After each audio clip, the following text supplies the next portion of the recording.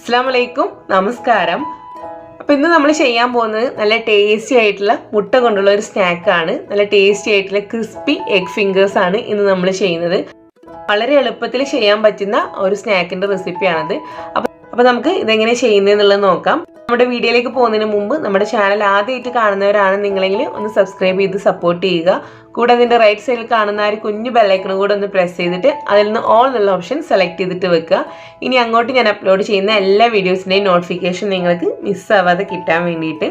അപ്പോൾ നമുക്ക് ഇതെങ്ങനെ ചെയ്യാന്നുള്ളത് നോക്കാം. അപ്പോൾ അതിനുവേണ്ടി ഞാനിത് അവിടെ ഒരു ബൗൾ എടുത്ത് വെച്ചിട്ടുണ്ട്. ഇതിലേക്ക് നമുക്ക് 4 മുട്ടയാണ് ഞാൻ എടുത്തിട്ടുള്ളത്. ഓരോ മുട്ടയും നമുക്ക് ഈ ഒരു ബൗളിലേക്ക് ഒന്ന് പൊട്ടിച്ചൊഴിച്ചു കൊടുക്കാം. 4 മുട്ടയും ഈ ഒരു ബൗളിൽ ഞാൻ പൊട്ടിച്ചൊഴിച്ച് വെച്ച് കൊടുത്തിട്ടുണ്ട്. ഇനി ഇതിലേക്ക് നമുക്ക് ആവശ്യത്തിനുള്ള ഉപ്പ് കൂടെ ഈ ഒരു സമയം ചേർത്തിട്ട് കൊടുക്കാം. അപ്പോൾ ഉപ്പ് കൂടാതെ പ്രത്യേകം ശ്രദ്ധിക്കാം കേട്ടോ. പിന്നെ നമ്മൾ ഇതിനകത്തേക്ക് ഒരു 1/2 ടീസ്പൂണോളം നമ്മുടെ കുരുമുളകിൻ്റെ പൊടിയാണ് ചേർക്കുന്നത്. അത് നിങ്ങളുടെ എരിവ് എങ്ങനെയാണോ അതിനനുസരിച്ചിട്ടുള്ള ചേർത്തിട്ട് കൊടുക്കാം. പിന്നെ ഞാനൊരു 1/4 ടീസ്പൂണോളം നമ്മുടെ റെഡ് ചില്ലി ക്രഷ് ചെയ്താണ്, അതായത് നമ്മുടെ വറ്റൽമുളകില്ലേ അതൊന്ന് ചതച്ചെടുത്താണ്, അതുകൂടെ ചേർക്കുന്നുണ്ട്. പിന്നെ ഒരു 2 നുള്ള് നമ്മുടെ ഗരം മസാല പൗഡർ കൂടെ ചേർക്കുന്നുണ്ട്. ഗരം മസാല പൗഡർ ഒരുപാടൊന്നും വേണ്ട കേട്ടോ, ഒരു 1-2 നുള്ളു മാത്രം മതി. അപ്പം ഇത്രയും ചേർത്തിട്ട് നന്നായിട്ട് ഇതെല്ലാം കൂടെ ഒന്ന് മിക്സ് ചെയ്തിട്ട് നല്ലപോലെ ഒന്ന് മിക്സ് ചെയ്തിട്ട് എടുക്കുക. ഇനി നമുക്ക് ഇതിലേക്ക് വേണ്ടിയിട്ട് ഒരു ഇത്തിരി വെജിറ്റബിൾസ് കൂടെ വേണം. അപ്പോൾ അതിന് വേണ്ടിയിട്ട് ഞാനിതവിടെ ഒരു വലിയ സവാളയുടെ പകുതി ഇവിടെ കട്ട് ചെയ്ത് എടുക്കുന്നുണ്ട്. അതുപോലെ ഒരു ചെറിയ ക്യാപ്സിക്കത്തിൻ്റെ പകുതി, ഒരു ഇത്തിരി ക്യാരറ്റും, ഇത്രയാണ് ഞാൻ എടുക്കുന്നത്. അത് വളരെ ചെറുതായിട്ട് പൊടിയായിട്ട് തന്നെ അരിഞ്ഞിട്ട് എടുക്കണം. അതല്ലെങ്കിൽ പിന്നെ നമ്മൾ ഈ സ്നാക്ക് ചെയ്യുന്ന സമയത്ത് നമുക്ക് കട്ട് ചെയ്തെടുക്കാനൊക്കെ ഭയങ്കര ബുദ്ധിമുട്ടായിരിക്കും.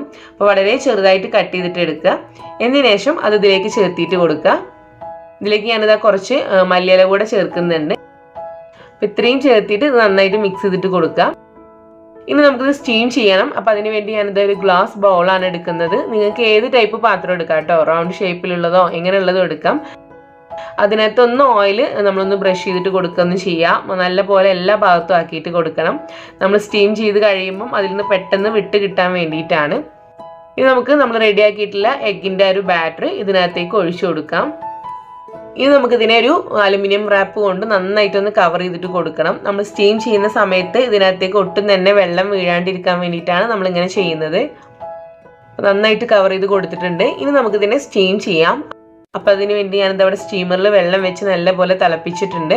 ഇതിനകത്തേക്ക് ഇപ്പോൾ നമ്മൾ റെഡിയാക്കിയിട്ടുള്ള ഈ ഒരു ബൗൾ ഇത് വെച്ച് കൊടുക്കാം.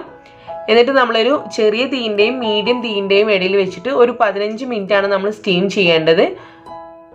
അപ്പോൾ തീ നിങ്ങൾ ശ്രദ്ധിക്കുക, ഒരുപാട് ഹൈ ഫ്ലെയിമിലൊന്നും ഇടണ്ട കേട്ടോ. ഒരു മീഡിയം ഫ്ലെയിമിൻ്റെ ഉള്ളിലാക്കിയിട്ട് വെച്ചാൽ മതി. ഒരു 15 മിനിറ്റ് മതിയാകും. അപ്പോൾ ഈ ഒരു സമയം കൊണ്ട് നമുക്കിതിലേക്ക് കുറച്ച് കാര്യങ്ങളൂടെ ചെയ്യാനുണ്ട്. നമ്മുടെ ഒരു സ്നാക്ക് നമുക്ക് ഡിപ്പ് ചെയ്യാൻ വേണ്ടിയിട്ട് ഒരു ബാറ്റർ ഉണ്ടാക്കുകയാണ്. അപ്പോൾ അതിന് വേണ്ടിയിട്ട് ഞാനിത് ഒരു ബൗളിലേക്ക് ഒരു 1 ടേബിൾ സ്പൂണോളം നമ്മുടെ മൈദ എടുത്തിട്ടുണ്ട്. മൈദക്ക് പകരമായിട്ട് നിങ്ങൾക്ക് വേണമെങ്കിൽ നമ്മുടെ ഗോതമ്പിൻ്റെ പൊടി എടുക്കാം കേട്ടോ.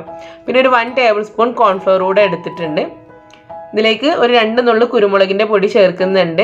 എരിവ് കൂടുതൽ ഇഷ്ടമുള്ളവർക്ക് അതിൽ കൂടുതലായിട്ട് ചേർക്കാം. എന്നിട്ട് നമ്മളൊരു 1/4 കപ്പോളം വെള്ളം ചേർത്തിട്ട് നല്ല പോലെ ഇതൊന്ന് മിക്സ് ചെയ്തിട്ട് എടുക്കുകയാണ്. ഒട്ടും തന്നെ കട്ട കെട്ടാതെ മിക്സ് ചെയ്തിട്ട് എടുക്കണം.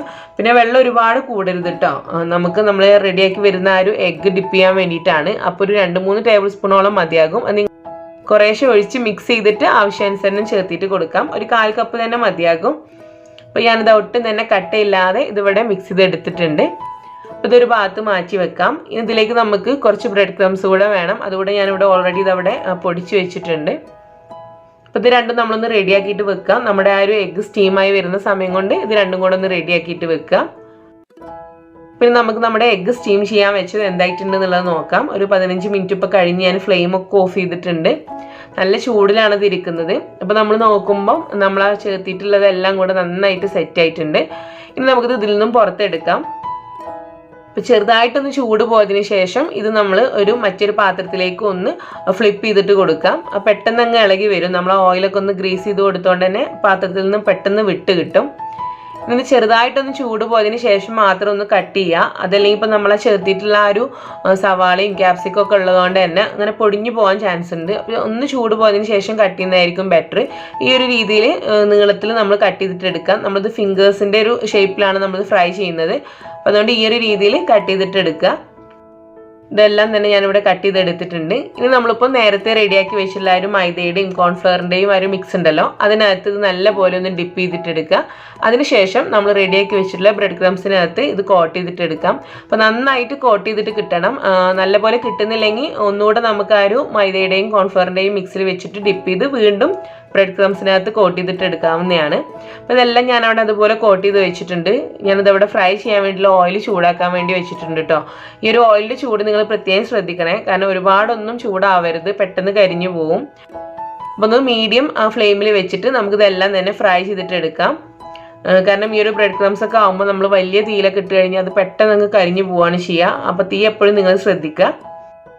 ഒരു വശം ഒരു ലൈറ്റ് ഗോൾഡ് കളറാവുന്ന സമയത്ത് നമുക്കിതിനെ ഒന്ന് മറിച്ചിട്ട് കൊടുക്കാം. അത് നമ്മുടെ ഫസ്റ്റ് ബാച്ച് നമ്മൾ ഫ്രൈ ചെയ്തെടുത്തിട്ടുണ്ട്. ഒട്ടും തന്നെ ഓയിലൊന്നും കുടിക്കില്ല കേട്ടോ. ഓയിൽ ഒട്ടും തന്നെ കുടിക്കാതെ നല്ല ടേസ്റ്റി ആയിട്ടുള്ള ക്രിസ്പി ആയിട്ടുള്ള എഗ് ഫിംഗേഴ്സ് ഇവിടെ റെഡി ആയിട്ടുണ്ട്. ഈ ഒരു രീതിയിൽ നമുക്ക് ബാക്കിയുള്ളതും കൂടെ ഒന്ന് ഫ്രൈ ചെയ്തിട്ട് എടുക്കാം.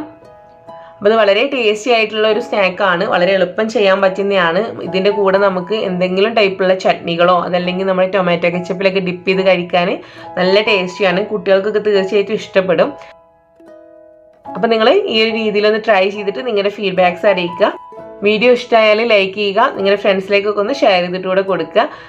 അപ്പോൾ ഇനി നമുക്ക് വീണ്ടും നല്ല റെസിപ്പീസുമായിട്ട് കാണാം. Thank you. അസ്സലാമു അലൈക്കും.